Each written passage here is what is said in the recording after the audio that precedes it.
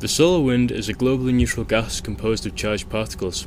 Empirical evidence shows that it is warmer than expected. One of the most important contemporary subjects in space physics is the problem of the heating of the solar wind plasma.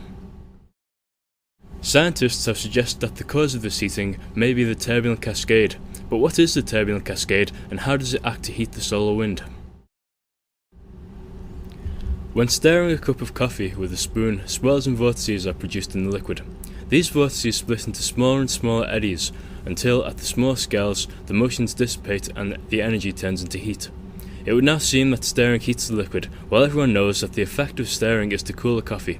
In fact, the vertical motion triggered by the spoon brings layers of hot coffee from the bottom of the cup up to the surface, where they come into contact with the cold air, which absorbs the heat. As a final effect, the coffee cools off. But there is no cool air in space, and here is the difference between the coffee and the solar wind. As for the coffee, the energy injected by the sun stirs the solar wind, producing vortices and swirls. Along the Turbulent Cascade, the energy within these vortices eventually reaches a smaller scale and dissipates into heat. At this point, the temperature shoots up, and there is no cool air to stop it. Nowadays, modern supercomputers provide a unique opportunity to run multi-dimensional kinetic simulations of plasma systems.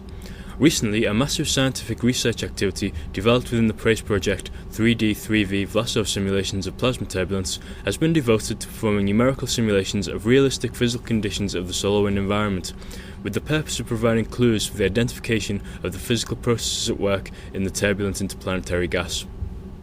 The numerical tool adopted to develop this line of research is the hybrid Vlasov-Maxwell code, which integrates the Vlasov equation for protons in 3D/3V phase space. The algorithm maps the domain to a grid which is discrete with respect to time, space and velocity, and uses a Eulerian approach to interpolate between those points.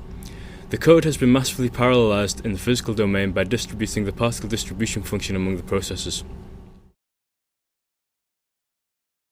This animation shows the time evolution of the magnetic field during the development of the Turbulent Cascade.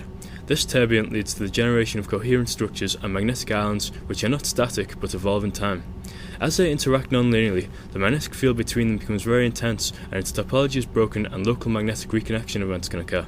The presence of these high magnetic stress regions is a signature of the intermittent nature of the magnetic field.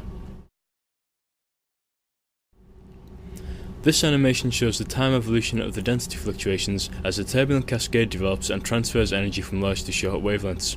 In the simulation, the cascade is initially triggered by injecting energy into the system which is at equilibrium as large-scale fluctuations. To be specific, the typical scale of the initial perturbations is a little larger than the proton inertial length.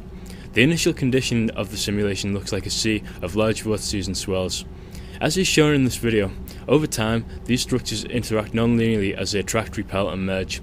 As a result of these non-linear interactions, the vertical structures fragment, giving rise to new vortices of smaller and smaller size. This is the so-called Turbulent Cascade. This sequence shows how the proton velocity distribution, or PVD, looks in a turbulent medium. In the box on the left, the density fluctuations are represented at the end of the simulation when the maximum level of turbulence has been reached. Many islands and swirls can be recognized in this volume plot. A cursor moves within the three-dimensional turbulent pattern. For each spatial position explored by the cursor, the corresponding three-dimensional PVD is displayed in the box on the right. It is clearly visible that the shape of the PVD appears distorted with respect to the typical Maxwellian shape of thermodynamic equilibrium, i.e. a sphere in three-dimensional velocity space, and more resembles a deformed potato. Moreover, the shape of the PVD changes according to the spatial position of the cursor. This evidence supports the idea that kinetic effects responsible for driving the system far from thermodynamic equilibrium are not homogeneously distributed in space, but act differently depending on the local spatial features of the turbulent pattern.